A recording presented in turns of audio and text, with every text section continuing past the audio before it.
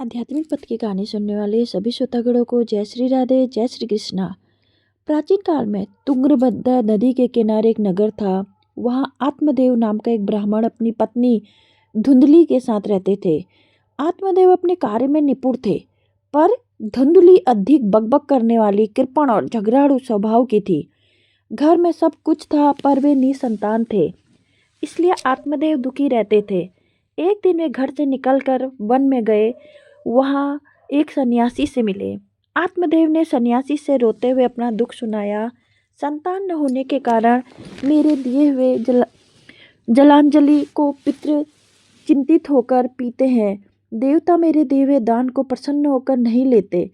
मेरे घर की गाय तक बांझ है और पेड़ पर फल नहीं लगते। पुत्रहीन होने के कारण मैं दुखी होकर अब प्राण त्यागने आया हूँ। सन्यासी को दया आई और उन्होंने कहा, कर्म का फल भोगना पड़ता है, तुम पुत्र की कामना त्याग दो। लेकिन ब्राह्मण नहीं माने। तब सन्यासी ने उन्हें एक फल देकर कहा, इसे अपनी पत्नी को खिला देना। अगर वे 1 साल तक सत्य, शौच, दया, दान और एक समय ही भोजन करने के नियम का पालन करेगी तो पुत्र प्राप्ति हो जाएगी। ब्राह्मण फल लेकर घर गए और अपनी पत्नी को सब कुछ बताकर फल दे दिया। लेकिन धुंधली कुटिल स्वभाव की थी और वह संतान नहीं चाहती थी। धुंधली रोती हुई अपनी सखी के पास गई और अनेक बातें कहने लगी। पेट बढ़ जाएगा तो शरीर में स्फूर्ति नहीं रहेगी और उसी समय डाकू आएंगे तो कैसे भागूंगी। खाना पीना अच्छा नहीं लगेगा और अगर सुखदेव की तरह बालक पेट से निकला ही नहीं तो। सखी ने उसको फल ना खाने की सलाह दी। धुंधली ने भी फल नहीं खाया और झूठ बोल दिया। एक दिन उसकी बहन उससे मिलने आई और उसने अपना सारा हाल सुनाया। बहन गर्भवती थी और उसने समझाया, जब मेरा बच्चा होगा तो चुपचाप तुम्हें दे दूंगी, तुम मेरे पति को कुछ धन दे देना, अभी यह फल गाय को खिला दो। धुंधली ने वैसा ही किया। कुछ समय पश्चात बहन को पुत्र हुआ। उसने कुछ धन देकर चुपचाप अपना पुत्र धुंधली को दे दिया। आत्मदेव बहुत प्रसन्न हुए और उस बच्चे का नाम धुंधकारी रख गया। 3 महीने बाद गाय ने भी एक मनुष्य आकार का बच्चा पैदा किया, जिसका कान गाय के जैसा था। वह बहुत सुंदर और स्वर्ण के समान कांति वाला था। आत्मदेव को बहुत खुशी हुई और उन्होंने बच्चे का नाम जातक संस्कार कर उसका नाम गोकर्ण रखा। समय बीतने पर वे दोनों बालक जवान हो गए। गोकर्ण बड़ा पंडित और ज्ञानी हुआ, लेकिन धुंधकारी बड़ा ही दुष्ट निकला। स्नान, शौचादि, ब्राह्मणोचित आचरण उसमें नहीं थे और न ही खान पान का कोई परहेज था। क्रोध में वह बहुत बड़ा चढ़ा था और बुरी बुरी वस्तुओं का संग्रह करता था। मुर्दे के हाथ से छुपाया हुआ अन्न भी खा लेता था। धुंधकारी चोरी करता और सब लोगों से द्वेष बढ़ाता। वह छिपकर दूसरों के घरों में आग लगा देता और दूसरों के बालकों को खेलने के लिए गोद में लेकर कुएं में डाल देता। हिंसा का उसे व्यसन सा हो गया था। हर समय वह अस्त्र शस्त्र धारण किए रहता और बेचारे अंधे और दीन दुखियों को व्यर्थ तंग करता। वेश्याओं के जाल में फंसकर उसने अपने पिता की सारी संपत्ति नष्ट कर दी। एक दिन उसने माता पिता को मार पीट कर घर से सभी बर्तन भांडे उठा लिए और चला गया। जब सारी संपत्ति स्वाह हो गई तो आत्मदेव फूट फूट कर रोने लगे और बोले, इससे तो इसकी माँ का बांझ रहना ही अच्छा था। अब मैं कहाँ रहूं, कहाँ जाऊं? मेरे इस संकट को कौन काटेगा? हाय, मेरे ऊपर तो बड़ी विपत्ति आ गई। इस दुख के कारण अवश्य मुझे एक दिन प्राण छोड़ने पड़ेंगे। गोकर्ण पिता को वैराग्य का उपदेश करते हुए बहुत समझाया और कहा, पिताजी, यह संसार असार है। यह अत्यंत दुख रूप और मोह में डालने वाला है। पुत्र किसका, धन किसका? स्नेहवान पुरुष रात दिन दीपक के समान जलता रहता है। सुख ना तो इंद्र को है और ना चक्रवर्ती राजा को ही। सुख तो केवल विरक्त को है, एकांत जीवी मुनि को है। यह मेरा पुत्र है, इस अज्ञान को छोड़ दीजिए। मोह से नरक की प्राप्ति होती है। यह शरीर तो नष्ट होगा ही, इसलिए सब कुछ छोड़कर वन में चले जाइए। गोकर्ण के वचन सुनकर आत्मदेव वन में जाने के लिए तैयार हो गए और उनसे कहने लगा, बेटा, वन में रहकर मुझे क्या करना चाहिए, यह विस्तार पूर्वक बताओ। मैं बड़ा मूर्ख हूँ। अब तक कर्मवश स्नेह पास में बंधा हुआ अपंग की भांति इस घर रूपी अंधेरे कुएं में ही पड़ा रहा हूँ। तुम बड़े दयालु हो, इसलिए मेरा उद्धार करो। गोकर्ण ने कहा, पिताजी, यह शरीर हड्डी, मांस और रुधिर का पिंड है। उसने आप में मन मानना छोड़ दे और स्त्री पुत्र आदि को अपना कभी न माने। इस संसार को क्षण भंगुर देखें और इसकी किसी भी वस्तु को स्थायी समझकर उसमें राग न करें। बस वैराग्य धारण करके भगवान की भक्ति में लगे रहें। भगवान का भजन ही सबसे बड़ा धर्म है। निरंतर उसी का आश्रय लें। अन्य सभी प्रकार के लौकिक धर्मों से मुख मोड़ लें। सदा साधुजनों की सेवा करें। भोगों की लालसा को पास न फटकने दें और जल्दी से जल्दी दूसरों के गुण दोषों का विचार करना छोड़कर केवल भगवत सेवा और भगवान की कथाओं का रसपान करें। इस प्रकार पुत्र की वाणी से प्रभावित होकर आत्मदेव ने घर छोड़ दिया और वन की यात्रा की। यद्यपि उसकी आयु उस समय 60 वर्ष की हो चुकी थी, फिर भी बुद्धि में पूरी दृढ़ता थी। वहाँ रात दिन भगवान की सेवा पूजा करने से उसने भगवान श्री कृष्ण को प्राप्त कर लिया। पिता के बन जाने पर धुंधकारी और उच्छल हो गया। अब उसके ऊपर पिता का कोई अंकुश नहीं था। वह माता को प्रताड़ित करने लगा। एक बार उसने उन्हें पीटते हुए कहा, बता धन कहाँ है, नहीं तो जलती लकड़ी से मारूंगा।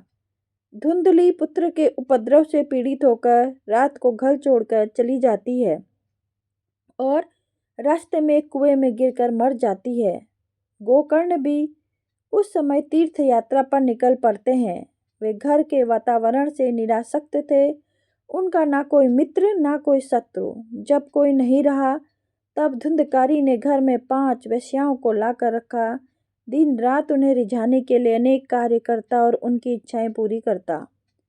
एक दिन उन स्त्रियों ने बहुत से गहने मांगे। धुंधकारी भी उन पर इतनी आसक्ति थी कि मृत्यु का भी भय न रहा। गहनों के लिए धन का जुटाने वह रात को निकल पड़ा। सब जगह से चोरी करके गहने वस्त्र जुटाकर घर लाया तो उन स्त्रियों ने सोचा कि एक दिन यह राजा द्वारा पकड़ा जाएगा और हम भी फंसेंगी। तब उस स्त्रियों ने एक दिन सोते हुए धुंधकारी के गले में रस्सी बांधकर उसे मारना चाहा। जब वह नहीं मरा तब बहुत से दहकते अंगारे उसके मुंह में ठूस कर उसे क्रूरता से मार डाला। फिर धुंधकारी के शव को एक गड्ढे में डालकर कुछ दिनों के बाद वे सब धन लेकर भाग गई। उसके पश्चात धुंधकारी प्रेत योनि को प्राप्त हुआ और बवंडर के रूप में सदा सभी दिशाओं में भटकने लगा। भूख, प्यास, शीत, घाम से पीड़ित होकर हा देव करते हुए आश्रय ढूंढता रहता, परंतु उसे कोई आश्रय नहीं मिला। कुछ समय बाद गोकर्ण को भी धुंधकारी की मृत्यु का समाचार मिला। तब उसने गया में और अन्य तीर्थों में उसका श्राद्ध किया। सब तीर्थों में घूमकर गोकर्ण ने अपने नगर में आया और अपने घर में रात्रि में विश्राम के लिए चुपचाप रुका। अपने भाई को सोता देखकर धुंधकारी उस रात्रि में भयानक रूप धारण कर डराने लगा। धुंधकारी में बोलने की शक्ति नहीं थी, इसलिए रोने लगा और इशारे में बात करने लगा। तब गोकर्ण ने कुछ मंत्र पढ़कर उसके ऊपर छिड़के, जिससे धुंधकारी के पापों का कुछ शमन हुआ और उसने अपना हाल सुनाया। फिर अपने उद्धार का उपाय करने को कहा। गोकर्ण को बड़ा आश्चर्य हुआ गया कि आदि तीर्थों में श्राद्ध करने से भी उसका उद्धार नहीं हुआ। तब धुंधकारी ने कहा कि उसका उद्धार सैकड़ों गाय दान करने से भी नहीं होगा। तब गोकर्ण ने उसे आश्वासन देकर भेज दिया। दूसरे दिन नगर के लोग उससे मिलने आए। उनमें से कुछ तत्वज्ञानी भी थे।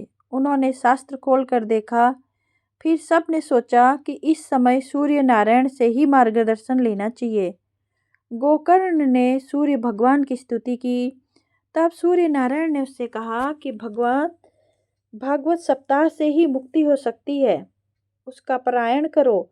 गोकर्ण ने भागवत सप्ताह का आयोजन किया, जिसमें दूर दूर से लोग सुनने आए। जब गोकर्ण व्यास आसन में बैठकर सप्ताह शुरू कर रहे थे, तब धुंधकारी का प्रेत भी वहां आया। वह इधर उधर बैठने का स्थान ढूंढने लगा। तब उसकी दृष्टि वहां रखी एक 7 गांठ वाले बांस पर पड़ी। वह उसके सबसे नीचे वाले छिद्र में जाकर बैठ गया। वायु रूप में होने के कारण वह बाहर नहीं बैठ सकता था। गोकर्ण ने कथा सुनाना प्रारंभ किया। जब उस दिन का कथा विश्राम का समय आया, तब वह बांस का निचला घास तड़-तड़ करते हुए फटा और धुंधकारी का प्रेत उससे 1 गांठ ऊपर को चला गया। इस प्रकार प्रत्येक दिन कथा विश्राम के समय बांस का एक-एक गांठ फटता गया और 7 दिन में अंत में पूरा बांस फट गया। इस प्रकार 7 दिनों में 7 गांठों को फोड़कर धुंधकारी भागवत कथा सुनने से पवित्र होकर प्रेत योनि से मुक्त हो गया और दिव्य रूप धारण करके सबके सामने प्रकट हुआ। उसका मेघ के समान श्याम शरीर पीतांबर और तुलसी की मालाओं से सुशोभित था तथा सिर पर मनोहर मुकुट और कानों में कमनीय कुंडल झिलमिला रहे थे। उसने तुरंत अपने भाई गोकर्ण को प्रणाम करके कहा, भाई, तुमने कृपा करके मुझे प्रेत योनि की यातनाओं से मुक्त कर दिया। देवता और विद्वानों की सभा में ऐसा कहा गया है कि भारतवर्ष में जन्म लेकर भी अगर कोई भागवत कथा नहीं सुनता तो उसका जन्म व्यर्थ है। केवल नश्वर शरीर को ही हष्ट-पुष्ट करने से क्या लाभ। यह प्रेत पीड़ा का नाश करने वाली श्री महाभागवत की कथा धन्य है तथा श्री कृष्णचंद्र के धाम की प्राप्ति कराने वाला इसका सप्ताह पारायण भी धन्य है। जब सप्ताह स्वर्ण का योग लगता है, तब सब पाप थर्रा उठते हैं। अब यह भागवत की कथा जल्दी ही हमारा अंत कर देगी। जिस प्रकार गीली, सूखी, छोटी, बड़ी सब तरह की लकड़ियों को जला डालती है, उसी प्रकार यह सप्ताह स्वर्ण, मन, वचन और कर्म द्वारा किए गए नए, पुराने, छोटे, बड़े सभी प्रकार के पापों को भस्म कर देता है। अस्थियां ही उसके शरीर में आधार स्तंभ है। नस, नाड़ी रूप रस्सियों से वह बंधा हुआ है।